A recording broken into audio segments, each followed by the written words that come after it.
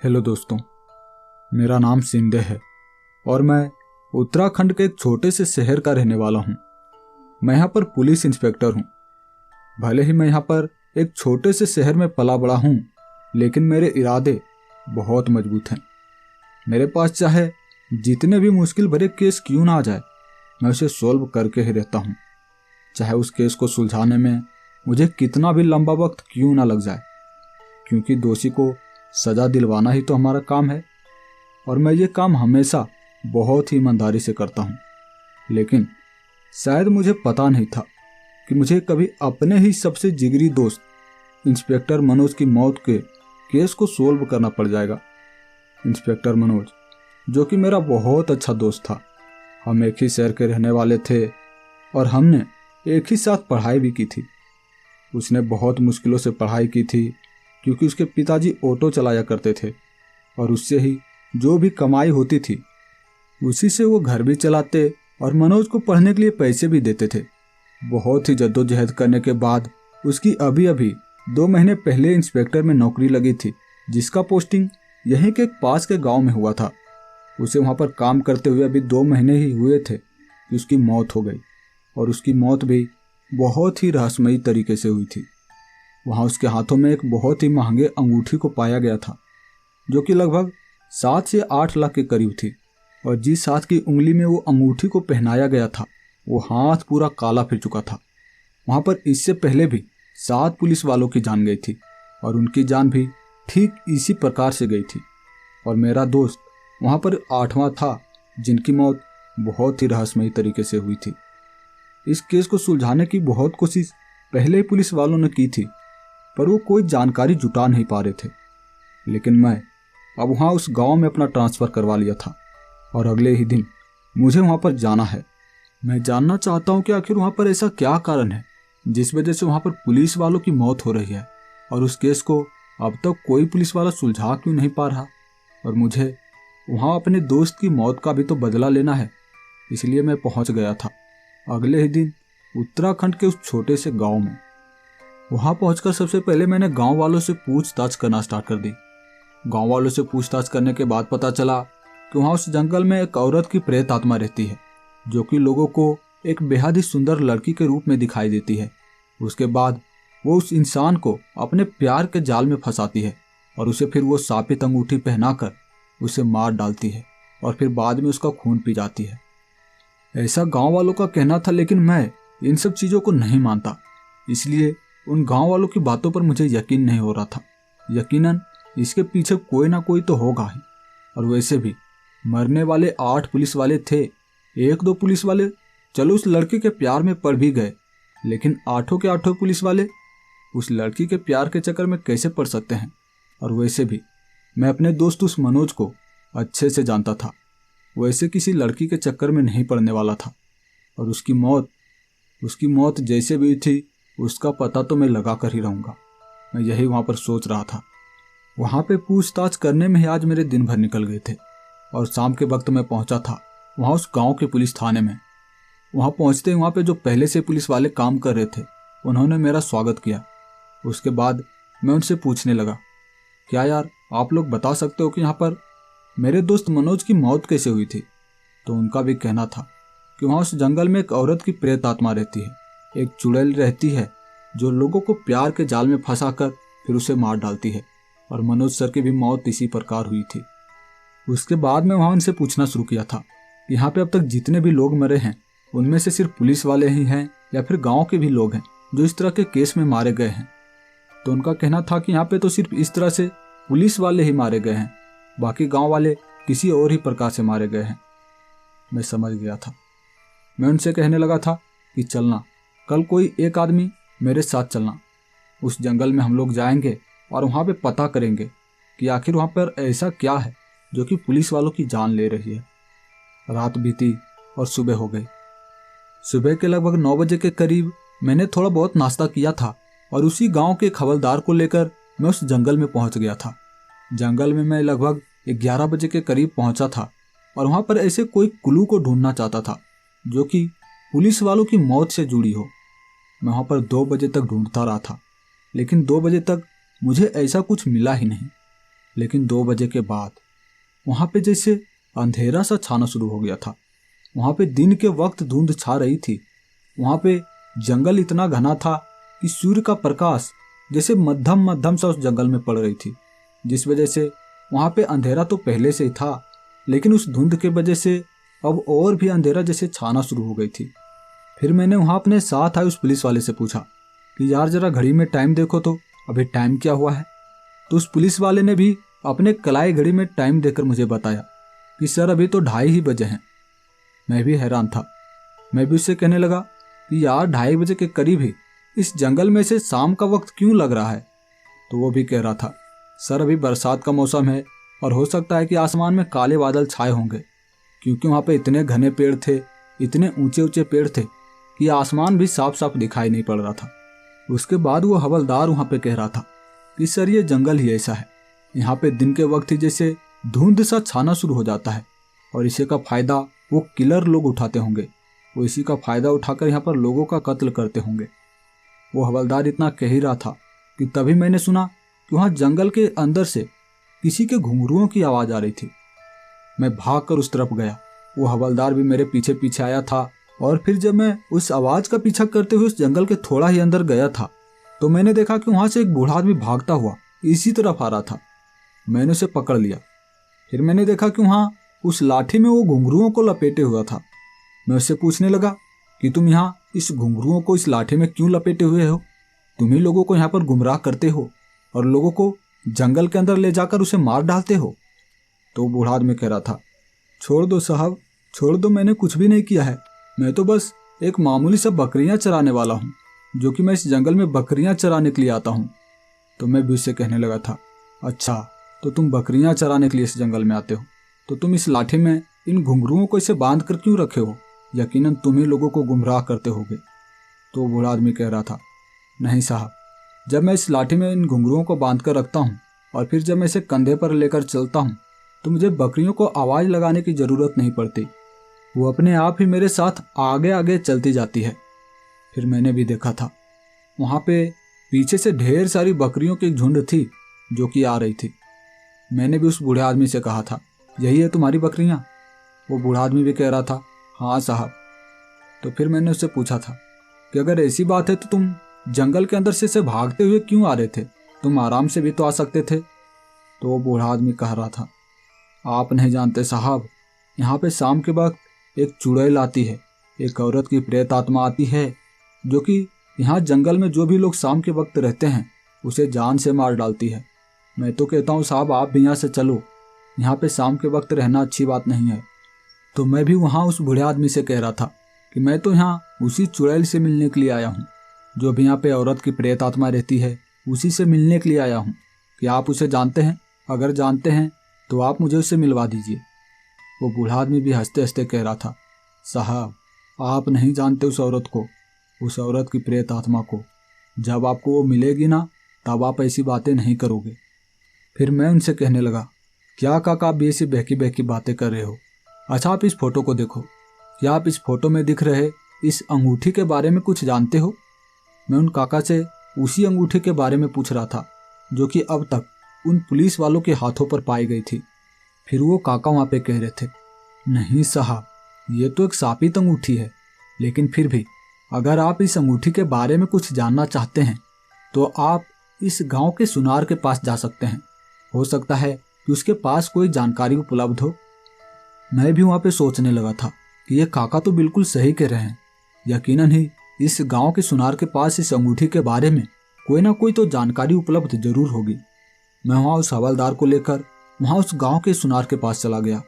मैं वहाँ उस हवलदार को बाहर ही खड़ा कर दिया था और मैं वहाँ उस सुनार के पास सिविल ड्रेस में गया था। मैं जैसे उस दुकान के अंदर पहुँचा, वहाँ उस काउंटर पर बैठे सुनार भी मुझसे कहने लगे थे आइए आइए भाई साहब आइए, क्या चाहिए आपको बताइए।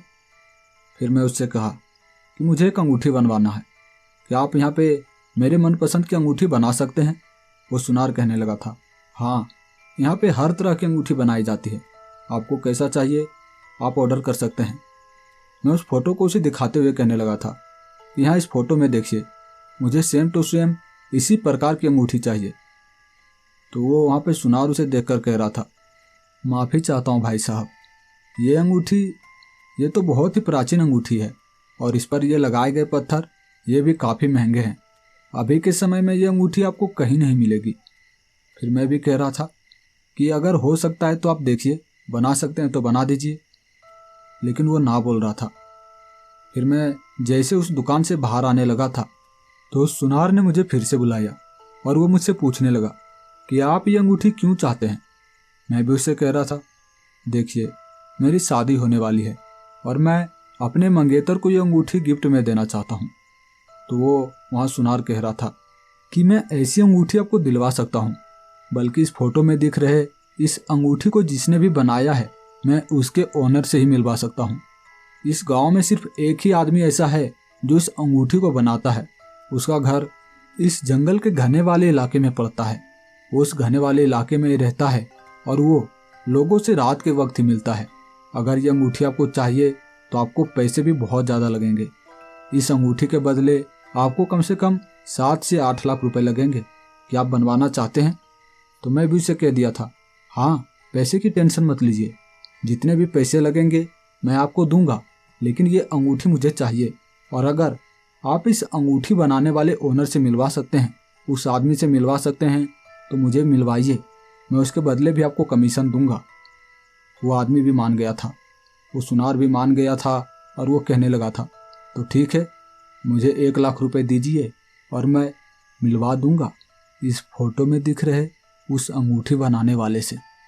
मैं भी कहने लगा था, तो फिर ठीक है, मिलवाइए। जब आप मुझे उस आदमी से मिलवा दीजिएगा तो मैं आपको 1 लाख रुपए दे दूंगा। वो सुनार भी मान गया था और वो भी कहने लगा था, तो ठीक है, शाम के वक्त मिलिएगा मुझसे। उसके बाद हम दोनों जाएंगे उस जंगल के अंदर जहाँ पे वो आदमी रहता है। मैं भी मान गया था। उसके बाद मैं वहाँ उस दुकान से बाहर निकला और उस हवलदार को लेकर उसी पुलिस थाने में पहुँच गया था। वहाँ पहुँचकर मैंने सारे पुलिस वाले को इकट्ठा करवाया। उसके बाद मैं उनसे कहने लगा था कि देखो, आज मैं वहाँ उस जंगल में जाने वाला हूँ, आज रात में। हो सकता है वहाँ पर कुछ ना कुछ खतरा हो, इसलिए आप लोग भी मेरे साथ साथ ही चलना। आप मेरे साथ पीछे पीछे रहना, लेकिन उस आदमी को पता नहीं लगना चाहिए जो मेरे साथ जाने वाला है कि पुलिस वाले हमारा पीछा कर रहे हैं। वहाँ पे वो पुलिस वाले भी सब मान गए थे और मैं शाम के वक्त लगभग 6 बजे उस सुनार की दुकान पर पहुँचा था। वो सुनार भी कहने लगा था, पैसे तो व्यवस्था करके रखे हैं ना साहब, मैं तो जाऊँगा आपके साथ, तो मुझे पैसे भी चाहिए। मैं भी कह रहा था, पैसे की आप टेंशन क्यों ले रहे हैं, आप मिलवाइए तो पैसा आपको मिल जाएगा। उसके बाद शाम के लगभग 7 बजे के करीब मैं और वो सुनार दोनों उस जंगल के अंदर जाने के लिए निकल पड़े। पुलिस वाले भी हमारे पीछे पीछे ही थे जो हम पर निगरानी रख रहे थे। उसके बाद वो आदमी तो मेरे साथ साथ चल रहा था, लेकिन उसे ये पता नहीं चल पा रहा था कि वहाँ पे पुलिस वाले हमारा पीछा कर रहे हैं। हम वहाँ जंगल के अंदर चले जा रहे थे और वहाँ जंगल में जैसे 10 कदम आगे तक का नज़ारा भी हमें दिखाई नहीं पड़ रहा था। वहाँ पे इतनी ज़्यादा धुंध छाई हुई थी। मैं उस आदमी से भी पूछ रहा था, यहाँ पे ये धुंध क्यों छाई रहती है? वो आदमी भी कहते हुए जा रहा था, देखिए भाई साहब, ये जंगल ही ऐसा है। यहाँ पे आपको पता है, यहाँ पे इस जंगल में भूत प्रेतों का वास है, ऐसा लोगों का कहना है। खैर आप टेंशन मत लीजिए, हम 2 आदमी हैं। अकेले हम होते तो यकीनन यहाँ से जिंदा बचकर नहीं जा पाते, क्योंकि हम 2 व्यक्ति हैं, इसलिए हम पर खतरा नहीं है। अकेला इस जंगल में जो भी रात के वक्त यहाँ पे आदमी आता है, उसके साथ कुछ ना कुछ तो बुरा होता है। खैर आप चिंता मत कीजिए। वो सुनार वहाँ पे ऐसा बोल रहा था और हम भी वहाँ उस जंगल के लगभग घने वाले इलाके में पहुँच गए थे। हम वहाँ पे आगे बढ़ ही रहे थे कि तभी हमारे पीछे से एक पुलिस वाले के चिल्लाने की आवाज़ आई थी। मैंने तुरंत वहाँ सुनार के गले को पकड़ा और उसे खींचते हुए जहाँ से उस पुलिस वाले की आवाज़ आई थी वहाँ पर लेकर जाने लगा, क्योंकि मुझे ऐसा लग रहा था कि यकीनन यहाँ पे कुछ ना कुछ तो गड़बड़ हुई है। और वैसे भी अब उस सुनार को पता चल जाने वाला था कि मैं कौन हूँ। उसे खींचते हुए वहाँ उस पुलिस वाले के पास लेकर गया जहाँ पे वो आवाज़ आई थी। जब मैं वहाँ पे पहुँचा तो मैंने देखा कि वहाँ एक पुलिस वाले की हत्या हुई थी। उसे कुल्हाड़ी से काट कर मारा गया था। मैं समझ नहीं पाया कि हाँ, इतने पुलिस वालों के बीच कोई एक पुलिस वाले को मार कर चला गया, और वो भी कुल्हाड़ी से, और किसी को पता तक नहीं चला। मैं वहाँ सुनार को पकड़े हुए था, क्योंकि वही एक ऐसा आदमी था जो कि इस अंगूठी के बारे में जानता था और वो बता सकता था कि किलर कौन है। वहाँ पे पुलिस वाले भी इकट्ठा पहले से ही थे और वो सुनार भी हमें देखकर डरा हुआ था। वो कह रहा था, आप पुलिस वाले हैं, आप पुलिस वाले हैं, मुझे पहले क्यों नहीं बताया, मुझे पहले ही बता दिए होते। मैं भी उसे कह रहा था, क्या जानते हो तुम, क्या जानते हो उस अंगूठी के बारे में, मुझे बताओ, और कौन है जो यहाँ पे ऐसे पुलिस वाले को मार रहा है। वो सुनार कह रहा था, मुझे कुछ नहीं पता साहब, मुझे कुछ नहीं पता, बस मैं आपको ये अंगूठी कौन बनाता है मैं आपको उससे मिलवा सकता हूँ। तो मैं भी कह रहा था, इतनी देर से मुझे इस जंगल में भगाए जा रहे हो, हमें इतनी अंदर तक लेकर चले आए, लेकिन अभी तक तो वो अंगूठी बनाने वाला मिला ही नहीं। हो सकता है कि तुम यहाँ पे जानबूझकर हमें लेकर आए होगे मरवाने के लिए। लेकिन वो सुनार हाथ जोड़ते हुए कह रहा था, नहीं साहब, मैं तो यहाँ आपको उस अंगूठी बनाने वाले से मिलवाने के लिए लेकर आया था, लेकिन यहाँ पे इतनी ज़्यादा धुंध छाई हुई है कि यहाँ पे पता ही नहीं चला कि उसका घर कहाँ पे है। मैं आपको कल दिन के वक्त उसका घर दिखा सकता हूँ। मैं भी मान गया था। मैं भी उसे कहने लगा था, चलो चलो आज पुलिस थाने, और कल तुम्हें यहाँ पे उसका घर दिखाना होगा। अगर तुमने नहीं दिखाए तो तुम सोच भी नहीं सकते कि तुम्हारा हश्र क्या होगा। उसके अगले दिन सुबह हुई और सुबह के 8 बजे के करीब ही मैं उस सुनार को लेकर आज उस जंगल में निकल पड़ा था। वहाँ पे पुलिस वाले भी हमारे साथ थे, क्योंकि वहाँ पर खतरा कदम कदम पे हो सकता था। मैं उस सुनार के साथ साथ जंगल के घने वाले इलाके में पहुंचा, और वहाँ शायद कोई लोग आते जाते नहीं थे, क्योंकि वहाँ पर ऐसा कोई भी पगडंडी वाला रास्ता नजर ही नहीं आ रहा था। मैं वहाँ उस बड़े से बरगद के पेड़ के नीचे खड़ा था और वो सुनार भी मेरे साथ ही था। मैं उस सुनार से बोल रहा था कि यहाँ इस जंगल में तो तुम लेकर आ गए, लेकिन यहाँ पे उस अंगूठी बनाने वाले का घर कहाँ है, जल्दी दिखाओ। तो वो सुनार भी वहाँ आसपास देख रहा था और कह रहा था, साहब उस अंगूठी बनाने वाले का घर तो यहीं आसपास होना चाहिए, क्योंकि मैं जब अगली बार यहाँ पे आया था तो उस अंगूठी बनाने वाले का घर यहीं पे था, उस खाली मैदान में, लेकिन अभी यहाँ पर तो कुछ भी नहीं है। ऐसा कैसे हो सकता है? यहाँ पे घर टूटने का अवशेष भी यहाँ पे पड़ा नहीं है। मैं भी वहाँ उस खाली मैदान को देख रहा था। वहाँ पे जैसे जंगल के चारों तरफ वो खाली मैदान जो बीच में बना हुआ था, उसके चारों तरफ बहुत ऊंचे ऊंचे पेड़ लगे हुए थे। सिर्फ वो बीच में छोटा सा स्थान था जहाँ पे एक जैसे महल को बसाया जा सकता था। इतना बड़ा जगह तो वहाँ पे था। उसके बाद मैं वहाँ उस खाली इलाके में पहुंचा। उसे देखने से ऐसा लग रहा था कि वहाँ पर जैसे कल तक कोई घर था जो आज वहाँ पे गायब हो गई है, क्योंकि वहाँ पे घास, उस घास पे जैसे पैरों के चलने की वजह से वो घास वहाँ पे मुरझाई हुई थी, और कहीं कहीं पे तो घास जैसे पूरी सूख गई थी। जब हम किसी खाली जगह पे जहाँ पे घास हो वहाँ पर अगर हम रोज के रोज चलें तो वहाँ की वो घास सूख जाती है और वो जमीन हमें दिखाई पड़ने लग जाती है। वहाँ पे ठीक ऐसे ही कहीं कहीं पे बना हुआ था।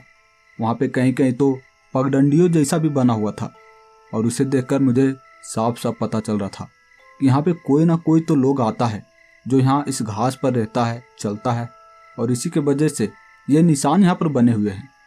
मैं समझ गया था वहाँ पे कुछ ना कुछ तो गड़बड़ जरूर था, इसलिए मैं उस सुनार से कहने लगा, चलो चलो यहाँ से हम चलते हैं और रात के वक्त यहाँ पर आएंगे। तो वो सुनार भी कहने लगा था कि सर रात के वक्त हमें ये रास्ता पता नहीं चलेगा, क्योंकि यहाँ पे धुंध छा जाती है और हमें वो रास्ता दिखेगा ही नहीं। तो मैं भी वहाँ उससे कहने लगा था कि उसका उपाय भी है मेरे पास। हमने वहाँ अपना अपना गमछा अपने कंधों से उतार लिया था। किसी के पास रुमाल थी, उन्होंने भी अपना वो रुमाल हमें दे दिया।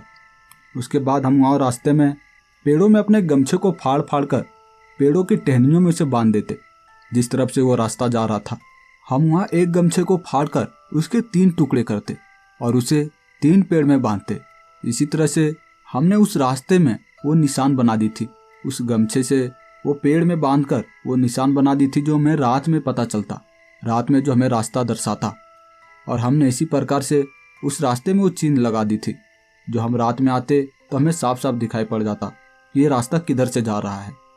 हमें वहाँ ऐसा करने में लगभग दिन के 1 बज चुके थे, और उसके बाद हम वहाँ उस पुलिस थाने में पहुँचे। पुलिस थाने पहुँचकर शाम होने का इंतजार करने लगे।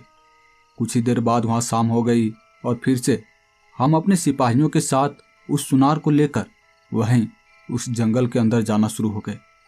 हम वहाँ रात के लगभग 7 बजे तक उस जंगल के अंदर पहुँच चुके थे और आगे बढ़े ही जा रहे थे। कुछ ही देर बाद वहाँ पे जैसे धुंध सा छाना शुरू हो चुका था। वहाँ पे और भी ज़्यादा धुंध छाए जा रही थी और वहाँ पे वो सन्नाटा इतना ज़्यादा था कि वहाँ पे हमारे कदमों की वजह से जो वो सूखे पत्तों की आवाज़ आ रही थी, जब हमारे कदम उन सूखे पत्तों पर पड़ती तो उन सूखे पत्तों से जो आवाज़ निकलती वो हमें साफ साफ सुनाई दे रही थी। हम आगे बढ़े ही जा रहे थे। कुछ ही देर के बाद वहाँ पे जैसे रास्ता गायब होना शुरू हो गया था। हमें कुछ पता नहीं चल रहा था, लेकिन तभी हमें वो पेड़ दिखा जहाँ पर हमने गमछा बांधे थे। हम उस पेड़ के पास पहुँचे और वहाँ से जैसे जैसे हम आगे बढ़ते जाते वो गमछा हमें दिखाई पड़ता जाता। हम उस गमछा का पीछा करते हुए उस रास्ते पर आगे बढ़े जा रहे थे। वहाँ पे लगभग 1 घंटे तक उस रास्ते पर चलने के बाद वहाँ पे अब जैसे वो धुंध पहले से जो वहाँ पे छाई हुई थी वो अब जैसे खत्म होना शुरू हो गई थी। वो धीरे धीरे करके छट रही थी। हमें भी थोड़ा अच्छा महसूस होने लगा था कि अब हमें यहाँ पे वो रास्ता साफ साफ दिखाई पड़ेगा और वहाँ पे मैं घर भी ढूंढ पाऊँगा। मैं भी खुश था।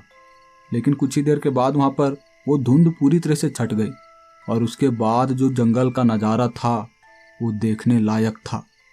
वहाँ उस जंगल में जैसे पेड़ अब चमकना शुरू हो गए थे। वहाँ पे पेड़ों पर जुगनुए छाए हुए थे और जो जंगल का अजीब ही दृश्य बना रहे थे। उस पेड़ों को देखने पर ऐसा लग रहा था कि जैसे इन पेड़ों से रोशनी निकल रही है।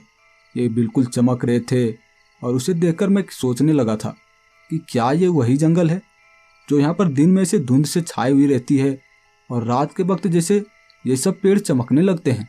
और ये जुगनू यहाँ पर इतने सारे कैसे आ गए? इतनी सारी जुगनुओं की झुंड मैंने आज से पहले कभी नहीं देखी थी। वहाँ पे इतने सारे जुगनू थे।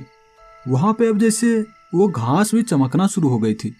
मैं उस सुनार से पूछने लगा था कि क्या ये यही जंगल है जहाँ हम दिन के वक्त आए थे? तो वो सुनार भी कह रहा था, सर मैंने तो आपसे पहले ही कहा था कि ये मायावी जंगल है, यहाँ पे कुछ भी हो सकता है।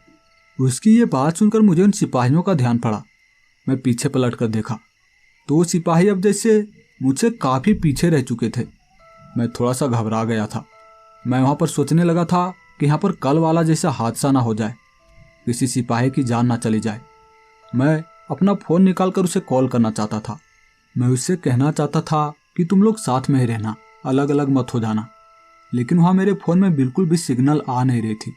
मैं वहाँ मन ही मन में कहने लगा था कि भगवान सब सिपाहियों को सलामत रखना और हमें भी सलामत रखना। इस जंगल में ना जाने कौन सी बला है। मैं आगे बढ़ते जा रहा था।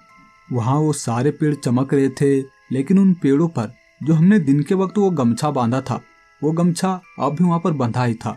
हम उसका पीछा करते हुए उसी खाली स्थान पर पहुँचे तो वहाँ पर जो हमने देखा उसे देखकर मैं बिल्कुल भौचक्का था। वहाँ पर अब जैसे बिल्कुल पूरा का पूरा एक महल बना हुआ था, वो भी सोने का महल। उस महल के ऊपरी हिस्से पर जैसे हीरे जड़े हुए थे जो रात के वक्त भी चमक रहे थे, जिसकी रोशनी हमारे आंखों पर साफ साफ पड़ रही थी। मैं वहाँ सुनार से कहने लगा था कि ये महल यहाँ पर कैसे आ गई? यहाँ पर तो दिन के वक्त यहाँ ये खाली स्थान था, यहाँ पर तो कोई भी घर नहीं था। तो वो सुनार भी कह रहा था कि मैंने तो पहले ही आपसे कहा था कि ये मायावी जंगल है, यहाँ पे कुछ भी हो सकता है। वो बार बार एक ही डायलॉग को बोल रहा था और मैं भी कह रहा था कि यार तू ये बार बार एक ही डायलॉग मारना बंद कर और ये पता लगा कि ये किसका महल है। क्या ये उसी अंगूठी बनाने वाले का महल है या फिर ये कोई मायावी महल है? फिर वो सुनार कह रहा था कि ये यकीनन ही उसी अंगूठी बनाने वाले का महल है, क्योंकि इस महल के ऊपरी हिस्से पर देखिए, वहाँ पर वो जो हीरे जैसा आपको लग रहा है ये वही पत्थर हैं जो उस अंगूठी पर चिपकाए हुए थे। ये वही पत्थर हैं जो वहाँ उस अंगूठी में लगाए गए थे और वही चमक रहे हैं। मैं भी वहाँ ध्यान से देखना शुरू कर दिया। जब मैंने उन पत्थरों को ध्यान से देखा तो वो पत्थर उतने ही छोटे छोटे पत्थर थे जितने छोटे छोटे पत्थर उन अंगूठियों पर लगाए गए थे। मैं उसे देखकर हैरान था। मैं उस सुनार से कह रहा था कि मानना पड़ेगा, तुम्हारी आंखें अभी भी उन पत्थरों को अच्छे से पहचान पा रही है। तो वो सुनार भी हंसते हुए कहने लगा था कि सर ऐसे ही थोड़ी कहा जाता है कि असली सोने की परख एक सुनार ही कर सकता है, क्योंकि हमारे आंखों में वो जादू है। फिर मैं उसे टोकते हुए कहने लगा था कि यार तू फिर से डायलॉग बाजी मारना बंद कर और चल मेरे साथ। आज मैं उस किलर को जान से मार डालूंगा। उसने हमारे दोस्त को मारा है, उसने मेरे दोस्त को मारा है और उसे मैं छोड़ूंगा नहीं। चाहे यहाँ पर जो भी होगा सिर्फ वो अंगूठी बनाने वाला मिल जाए, फिर उसे खिलाता हूँ। जेल की हवा। मैं वहाँ उस महल के अंदर जाने लगा था। हम दोनों साथ साथ वहाँ उस बड़े से गेट से महल के अंदर पहुँचे थे और अंदर पहुँचकर हमने देखा वहाँ पर जैसे पार्क बनाया गया था। वहाँ पे काफ़ी सुंदर सुंदर फूलों को लगाया गया था और जो रात के वक्त रोशनियाँ छोड़ रहे थे उसे देखकर मैं हैरान था। वहाँ पे वो फव्वारे लगाए गए थे जिससे पानियों का झरना जैसा बह रहा था और उस वजह से वहाँ पे वो ठंडी ठंडी हवाएं चल रही थी। वो पानियों से भी जैसे नीले रंग की रोशनी निकल रही थी। मैं वहाँ पर सोच रहा था काफ़ी पैसा कमाया है, उन अंगूठियों को बेच बेच कर काफ़ी पैसा कमाया है और इस वजह से यहाँ पर लाइटिंग इफेक्ट काफ़ी अच्छी लगा रखी है। वहाँ वो सुनार भी मुझसे कहते हुए जा रहा था कि काफ़ी अमीर आदमी लगता है साहब, इसकी पहुँच भी काफ़ी दूर तक होगी। लेकिन मैं भी उससे कह दिया था कि ये कितना भी अमीर इंसान क्यों ना हो, कितना भी पैसे वाला इंसान क्यों ना हो, मैं उसे उसके गुनाहों की सज़ा दिलवा कर ही रहूँगा। अगर आप कोई गुनाह करते हैं, अगर आप कोई बुरा काम करते हैं तो आपको ये नहीं समझना चाहिए कि मैं बच गया हूँ, क्योंकि आपके गुनाह, आपके बुरे कर्म आपको एक ना एक दिन गुनाहों के काले गड्ढे में धकेल ही देगी और उसके बाद आप उससे बाहर नहीं निकल सकते। खैर, हम वहाँ उस महल के अंदर पहुँचे और वहाँ पहुँचकर हमने देखा कि एक आदमी जैसा दिखने वाला इंसान था, लेकिन वो दिखने में आदमी नहीं लग रहा था क्योंकि उसके आगे के 2 दांत बहुत बड़े बड़े लग रहे थे। वो काले कपड़ा पहना हुआ था और उसका शरीर जैसे लगभग 8 से 10 फीट के करीब था। उसकी लंबाई इतनी ज़्यादा थी और काफ़ी चौड़ा इंसान लग रहा था। उसे देखकर मैं सोचने लगा कि क्या ये वही आदमी है जो लोगों को मारता है। मैं वहाँ उस महल के अंदर गया और वो भी हमें देखकर कहने लगा, आओ आओ, मैं तुम्हारा इंतज़ार कर रहा था, मैं तुम दोनों का इंतज़ार कर रहा था। तुम्हें पता है मेरी मर्जी के बगैर यहाँ इस इलाके में कोई परिंदा भी पर नहीं मार सकता। तुम अगर यहाँ पर आए हो तो मेरी ही मर्जी से आए हो। आओ, क्या कहना चाहते हो, बोलो। उसके बाद हम दोनों वहाँ इस महल के अंदर गए। वहाँ पर सोफ़ा लगाया गया था और उसके बाद वो आदमी मुझसे कहने लगा, तुम दोनों यहाँ इस सोफ़ा पर बैठ जाओ। उसके बाद हम दोनों उस सोफ़ा पर बैठ गए और वो आदमी भी एक सोफ़ा पर जाकर बैठ गया। मैं भी उससे पूछने लगा था। मैंने वो फ़ोटो निकाली और उसे दिखाते हुए कहने लगा था कि इस अंगूठी को तुम ही बनाते हो। तो वो इंसान भी कहने लगा था, हाँ, इस अंगूठी को तो मैं ही बनाता हूँ, लेकिन तुम ये क्यों पूछ रहे हो। तो मैं भी उससे कहने लगा था, इसका मतलब तुम ही यहाँ पे इंसानों को मार रहे हो, यहाँ पे पुलिस वालों की हत्या तुम ही कर रहे हो। लेकिन वो आदमी भी कहने लगा था, नहीं, मैं तो किसी भी पुलिस वाले या फिर किसी भी इंसान की हत्या नहीं की। मैंने आज तक किसी भी इंसान को नहीं मारा है। तुम किसकी बात कर रहे हो। तो मैं भी उसे कहने लगा था, भोला बनने की कोशिश मत करो, तुम ही हो जो लोगों को मारते हो। मैंने अपना गन उस आदमी पर तान दिया था और उसे कहने लगा था, सच सच बताओ, क्या तुम ही यहाँ पर लोगों की कत्ल कर रहे हो। लेकिन वो आदमी मुझसे कहने लगा था, नहीं, मैं आज तक किसी भी इंसान को नहीं मारा हूँ। भले ही जब मुझे भूख लगती है तो किसी जानवर को मारकर उसका खून पी जाता हूँ, लेकिन मैं आज तक किसी इंसान को नहीं मारा हूँ। तुम मेरा यकीन करो। मैं उसकी बात सुनकर घबरा गया था क्योंकि उसने कहा था कि मैं जानवर को मारकर उसका खून पी जाता हूँ। मैं उससे कहने लगा था, क्या तुम जानवर को मारकर उसका खून पीते हो, कैसे इंसान हो तुम। तो वो आदमी भी मुझसे कहने लगा था, तुम्हें क्या लगता है मैं कोई इंसान हूँ। मेरी हाइट, मेरी बॉडी और मेरे ये आगे के 2 दांत जो कि बाहर निकले हुए हैं, इसे देखकर तुम्हें कुछ पता नहीं चल रहा। मैं भी कह रहा था, मुझे क्या पता तुम कौन हो।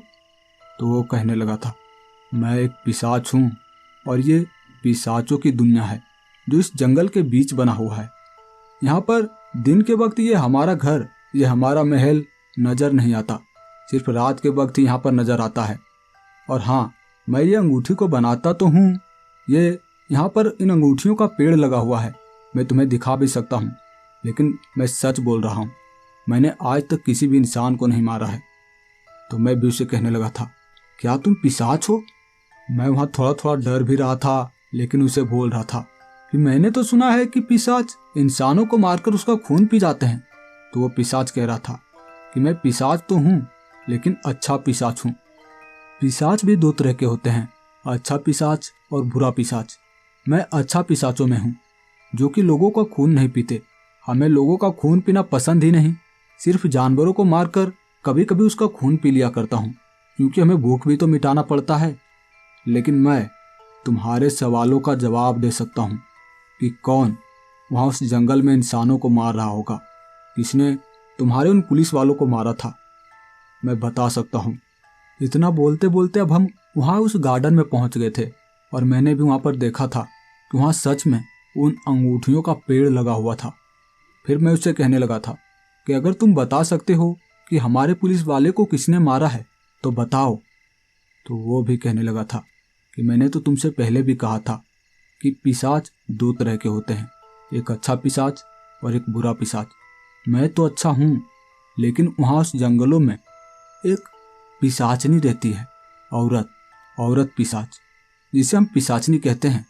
वो पिशाचनी बुरी है, जो कि लोगों को मार कर उसका खून पी जाती है। वो पहले तो लोगों को अपने प्यार के जाल में फंसाती है और उसके बाद वो धीरे धीरे करके लोगों का खून चूसती है। वो इसी अंगूठियों का इस्तेमाल करती है, क्योंकि वो भी एक पिशाचनी थी जो कि कभी मेरे साथ ही रहा करती थी। उसे भी इस अंगूठियों को बनाने का तरीका पता है। वो इस अंगूठियों को बनाती है, लेकिन वो उस अंगूठियों में एक खास तरह की शक्ति डाली होती है, जो कि इंसानों का खून धीरे धीरे करके चूसने में उस पिशाचनी की मदद करती है। वो पिशाचनी इंसानों को वो अंगूठी पहनाती है, उसके बाद धीरे धीरे करके वो पिशाचनी लोगों का खून चूसती है। वो पिशाचनी देखने में बेहद ही सुंदर है। वो इतनी ज़्यादा सुंदर है कि कोई भी इंसान अपनी नज़र उस पिशाचनी से नहीं हटा सकता। वो बेहद ही सुंदर है। इस वजह से वो किसी भी इंसान को अपने प्यार के जाल में आसानी से फंसा लेती है और उसके बाद वो अंगूठी से पहनाती है। उस अंगूठी को पहनाते ही वो धीरे धीरे करके उस इंसान का खून चूसना शुरू कर देती है। वो इंसानों का खून धीरे धीरे इसलिए चूसती है क्योंकि वो एक ही बार में उस इंसान को मारकर इतने सारे खून को नहीं पी सकती। इसलिए वो धीरे धीरे लंबे समय तक इंसानों का खून चूसती रहती है और उसके बाद उसका हाथ धीरे धीरे करके काला पड़ जाता है और जैसे ही उसके शरीर से वो खून की बूंद खत्म हो जाती है, इंसान मर जाता है। वही है जो जंगलों में शायद इंसानों को मार रही होगी। मैं भी उसकी बातों को सुनकर हैरान था। मैं भी उससे कहने लगा था, हाँ बिल्कुल इसी तरह से इंसानों की मौत हो रही है। इसी तरह से 8 पुलिस वालों की जान गई है उस जंगल में। तो वो पिशाच कहने लगा था, यकीनन ही वो 8 पुलिस वाले उस पिशाचनी के प्यार के जाल में पड़ी होगी और उसे वो अंगूठी पहनाई होगी। तो मैं भी कहने लगा था कि इतनी आसानी से मेरा वो दोस्त उसके प्यार के जाल में नहीं पड़ सकता था। लेकिन वो कह रहा था कि मैंने तो तुमसे पहले ही कहा था कि वो पिशाचनी बहुत ज़्यादा सुंदर है। अगर तुम भी उसे देखोगे तो यकीनन तुम भी उसके प्यार के जाल में पड़ जाओगे। तुम उसकी तरफ अपने आप ही खींचते चले जाओगे। तो मैं भी कह रहा था, नहीं, मैं एक ईमानदार पुलिस वाला हूँ और मैं किसी भी ऐसे लड़की के प्यार के जाल में नहीं फंस सकता। तो वो भी कह रहा था, अच्छा जब कभी आमना सामना होगा तब पता चलेगा। लेकिन मैं उससे कहने लगा था कि चलो मैं आपकी बातों को मान लिया, लेकिन ये सुनार कह रहा था कि ये आपसे मिला है, ये यहाँ इस जंगल में आपसे मिला है। आप पहले अंगूठियाँ बेचा करते थे। तो वो पिशाच भी कहने लगा था, हाँ कभी मैं जाता था उन जंगलों में इन अंगूठियों को लेकर और वहाँ पे गरीब लोगों को देता। मैं कम ही पैसे में इन अंगूठियों को गरीब लोगों को दे देता, क्योंकि अगर मैं उनसे पैसे नहीं लेता तो इन अंगूठियों को कुछ गलत समझ लेते। क्योंकि तुम अच्छे से जानते हो कि आज के समय में कोई फ्री का सामान लेना नहीं चाहता, इसलिए मैं भी उनसे थोड़ा पैसा ले लिया करता। वहाँ पे मैं अपना भेष बदल कर जाता था और हो सकता है ये भी कभी आया होगा वहाँ उस जंगल में अंगूठियों को लेने के लिए। तो वो सुनार भी कहने लगा था, हाँ ये सच बोल रहा है। उसके बाद में उससे कहने लगा था कि चलो ये सब बात छोड़ो और आप मुझे ये बताओ कि उस पिशाचनी को क्या मारा जा सकता है या उसे खत्म किया जा सकता है? क्योंकि अगर उस पिशाचनी को रोका नहीं गया तो इसी तरह से लोगों की हत्याएं इस जंगल में होती रहेगी। तो वो पिशाच भी कह रहा था, हाँ मैं भी उस पिशाचनी को मारना चाहता हूँ, उसकी गुनाहों की सज़ा देना चाहता हूँ। उसने बहुत अच्छे इंसानों को मारा है और मैं ऐसा होते हुए नहीं देख सकता। मैं भी उसकी गुनाहों की सज़ा देना चाहता हूँ, लेकिन मैं ऐसा नहीं कर पाता मैं जब भी उसके करीब जाने की कोशिश करता हूँ वो पिशाचनी वहाँ से गायब हो जाती है। अगर तुम किसी तरह से उस पिशाचनी को अपने प्यार के जाल में फंसाओ और जब तुम्हें वो अंगूठी पहनाने लगेगी तब मैं वहाँ पर आ जाऊँगा और उसके बाद दूंगा उसे उसकी गुनाहों की सज़ा।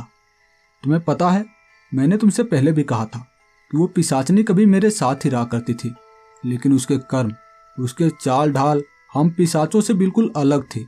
वो बुराई करना चाहती थी, वो इंसानों का खून पीना चाहती थी, इसलिए मैंने उसे यहाँ से भगा दिया। लेकिन मुझे क्या पता था कि वो बाहर जाकर इंसानों का खून पीना चालू कर देगी। और तब से ही, जब से वो पिशाचनी उस जंगल में इंसानों का खून पीती है, तब से मैं वहाँ इन अंगूठियों को लेकर नहीं जाता, क्योंकि अंगूठियों की वजह से वहाँ पर इंसान आएंगे और वो पिशाचनी इंसानों को मारेगी। इसी वजह से मैं नहीं जाता। तुम अगर उस पिशाचनी को किसी तरह से अपने प्यार के जाल में फंसाओ तो मैं उसका अंत कर सकता हूँ। लेकिन मैं भी थोड़ा घबराया हुआ था। मैं भी सोच रहा था कहीं ये पिशाच कोई चाल तो नहीं चल रहा हमें मारने की। लेकिन मैं भी उनकी बातों को मान गया था। मैं भी उससे कहने लगा था, ठीक है, मैं जाऊंगा उस जंगल में और उस पिशाचनी को फंसाने की कोशिश करूंगा अपने प्यार के जाल में, लेकिन वो मुझे मिलेगी तब ना। वो भी कहने लगा था, तुम अकेले जाओ तो उस जंगल में, यकीनन वो पिशाचनी तुम्हें फंसाएगी अपने प्यार के जाल में। इसके बाद उस पिशाच ने हमसे कहा कि तुम लोग अपनी आंखें बंद कर लो। मैं तो उसकी बातों को मानना नहीं चाहता था, लेकिन फिर भी मैं आंख बंद करने की नाटक किया था। उसके बाद उस पिशाच ने हमारा हाथ पकड़ा था और अपनी चुटकी बजाई थी। चुटकी बजाते ही जब मैंने अपना आंख खोला तो मैंने देखा कि मैं उसी जंगल में पहुंच गया था जहां पे वो चारों तरफ धुंध छाए हुए थे। ये जंगल का काफी घना इलाका लग रहा था। और इसके बाद वो पिशाच कहने लगा था, हम दोनों जाते हैं, हम दोनों उधर पेड़ के पीछे छिप जाते हैं और तुम जाओ वहाँ उस जंगल के घने इलाके में और थोड़ा 2-4 बार आवाज़ लगाना। तुम वहाँ पे कुछ भी आवाज़ लगाना, तुम्हारी आवाज़ सुनकर वो पिशाचनी वहाँ पर निश्चित ही आ जाएगी और उसके बाद तुम भी उसके प्यार के जाल में फंसने की नाटक करना। उसके बाद मैं आऊँगा वहाँ पीछे से और उसके बाद उस पिशाचनी को जान से मार डालूंगा। मैं भी उसकी बातों को मान गया था। वहाँ वो सुनार और पिशाच एक पेड़ के पीछे जाकर छिप गया था, लेकिन मैं भी डर रहा था कि कहीं इसी बहाने वो सुनार को मार ना डाले। मैं वहाँ पीछे घूम घूम कर भी देख रहा था, लेकिन वो पिशाच वहाँ पेड़ के पीछे छिपा हुआ था। मैं जंगल के अंदर जाते जा रहा था और जंगल के अंदर पहुँचकर मैं वहाँ जोर जोर से कहने लगा था, हाय कोई लड़की मुझे मिल जाए, क्या इस जंगल में कोई लड़की हो सकती है। मैं ये जोर जोर से बोल रहा था, लेकिन तभी वहाँ पे मेरे सामने कोई औरत चलती हुई नजर आई। उसे देखकर मैं उसे देखता ही रह गया था। वो इतनी ज़्यादा सुंदर थी, मेरे कदम अपने आप जैसे उसके तरफ खींचने लगे थे।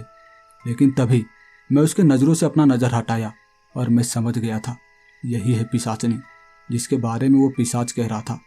वो पिशाच भी वहाँ उस पेड़ के पीछे से छिप कर देख रहा था।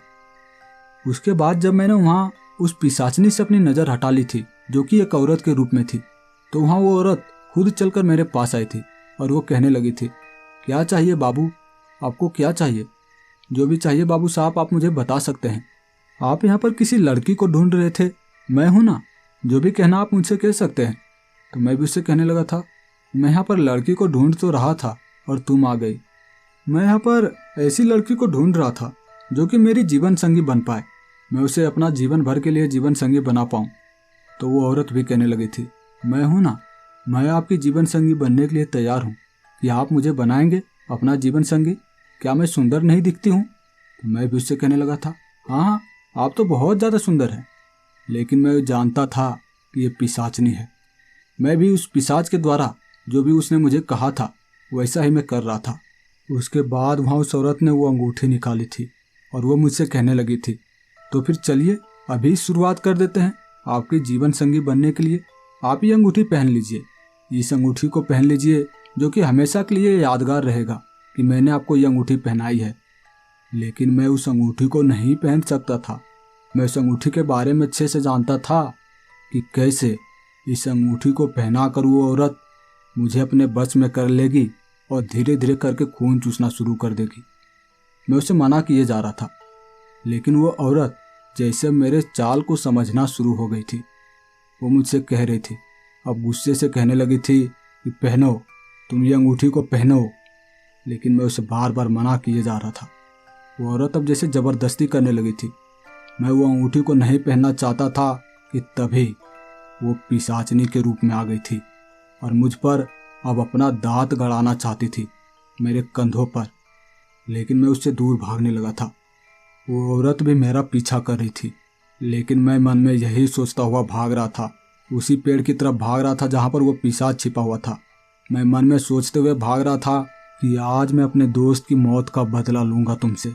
लेकिन मैं थोड़ा डरा हुआ भी था, क्योंकि मैं नहीं जानता था कि वो पिशाच सच में अच्छा पिशाच था या फिर बुरा पिशाच था। कहीं वो इसी का साथी तो नहीं। मैं वहाँ उस पेड़ की तरफ भागता जा रहा था और जैसे ही मैं उस पेड़ से आगे हुआ था, वो पिशाचनी भी मेरे पीछे पीछे दौड़ती हुई आ रही थी। वो पिशाच वहाँ उस पेड़ के बाहर निकला और उस पिशाचनी को गले से पकड़कर ऊपर उठा लिया था। वहाँ उस पिशाचनी को गले से पकड़कर ऊपर उठा लिया था और तब मुझे थोड़ा जान में जान आई थी। मैं समझ गया था कि ये पिशाच अच्छा पिशाच है जो कि अब पिशाचनी को मार डालेगा। और सच में उसने ऐसा ही किया। उसने अपने शक्तियों से हाथ में बड़ा सा तलवार ले आया था और उसके बाद उसने किसी मुर्गे की तरह उसकी गर्दन काट डाली थी। उसका सर वहाँ उसके हाथ में था और उस पिशाचने की बॉडी वहाँ उस जमीन पर गिरी हुई थी। उसके बाद इस तरह से हुई थी उस पिशाचनी का अंत। उसके बाद वो पिशाच कहने लगा था, अब डरने की कोई ज़रूरत नहीं है। यहाँ पे सभी इंसान अब सेफ हैं। यहाँ पे किसी इंसान की जान नहीं जाएगी और अब इंसान इस जंगल में आ सकते हैं। लेकिन ये धुंध अब भी इस जंगल में छाएगा ही, क्योंकि यहाँ पर तो पिशाचों का वास है। इस जंगल में पिशाचों का वास है और ये मायावी जंगल है। यहाँ पे धुंध तो छाएगी ही। उसके बाद वो पिशाच भी कहने लगा था, क्या तुम मेरा दोस्त बन सकते हो? मैं भी उससे कहने लगा था, हाँ मैं बन सकता हूँ। आपने इतना बड़ा काम किया है, अच्छाई का काम किया है, और पुलिस वाले तो अच्छाई के ही दोस्त होते हैं। उसके बाद मैंने भी वहाँ उस पिशाच से हाथ मिलाया था और वो पिशाच भी कहने लगा था कि अगर तुम्हें किसी भी चीज़ की ज़रूरत हो तो तुम मुझसे मिल सकते हो। तुम कभी कभी हमसे मिलने के लिए ज़रूर आना। तो मैं भी कहने लगा था, हाँ आऊँगा। जब कभी ऐसा केस हाथ लग जाएगा जिसे मैं सोल्व नहीं कर पाऊँगा तो मैं आपसे मिलने के लिए ज़रूर आऊँगा। उसके बाद वहाँ उस पिशाच ने अपने जादू से उसी अंगूठी को मंगाया था। उसने अपने हाथ में उस अंगूठी को मंगाया था और उसने वो अंगूठी को मुझे देते हुए कहने लगा, लो इसे पहन लो अपने हाथ में। लेकिन मैं डरा हुआ था, मैं पहनना नहीं चाहता था। वो पिशाच कहने लगा था, अरे डरो मत, ये अंगूठी खून वून नहीं चूसती, क्योंकि इसे मैंने बनाया है। इसे उस पिशाचनी ने थोड़ी बनाया है। लेकिन मैं एक पुलिस वाला हूँ, ऐसे भी किसी के बातों में नहीं आने वाला था। मैं उससे कहने लगा था कि मुझे ये अंगूठी नहीं चाहिए, फ्रेंडशिप बैंडशिप तुम ही दे सकते हो, मैं भी तो दे सकता हूँ। उसके बाद मैंने वहाँ अपनी घड़ी निकाली थी। अपने कलाई से उस घड़ी को खोलकर वहाँ उस पिशाच को पहना दिया था और कहने लगा था, ये हुई ना दोस्ती की निशानी। तो वो पिशाच भी कहने लगा था, चलो कोई बात नहीं, तुमने ये अंगूठी नहीं ली, कोई बात नहीं, तुम ये पत्थर तो रख सकते हो ना, काफ़ी ज़्यादा महंगे पत्थर हैं, अगर तुम इसे बेचोगे तो काफ़ी पैसे मिल सकते हैं। तो मैं भी इससे कहने लगा था, मुझे धन दौलत की लालच नहीं है, अगर कभी धन दौलत की ज़रूरत पड़ेगी तो मैं आऊँगा तुम्हारे पास और तब देना मुझे धन दौलत। वो पिशाच भी हंसते हंसते कहने लगा था कि तुम मेरे पक्के दोस्त बनने के लायक हो, तुम्हारे मन में कोई लालच नहीं है, इसलिए मैं तुम्हें बना सकता हूँ अपना पक्का दोस्त। उसके बाद वो पिशाच वहाँ हमसे हाथ मिलाई थी और वहाँ से वो गायब हो गया था। उसके बाद हम भी, मैं और वो सुनार, वहाँ उस जंगल से बाहर निकलकर उस पुलिस थाने में पहुँच गए थे। और वहाँ वो सुनार भी कहने लगा था, सर पुलिस वालों में यही एक प्रॉब्लम होती है, वो लोगों पर शक बहुत ज़्यादा करते हैं।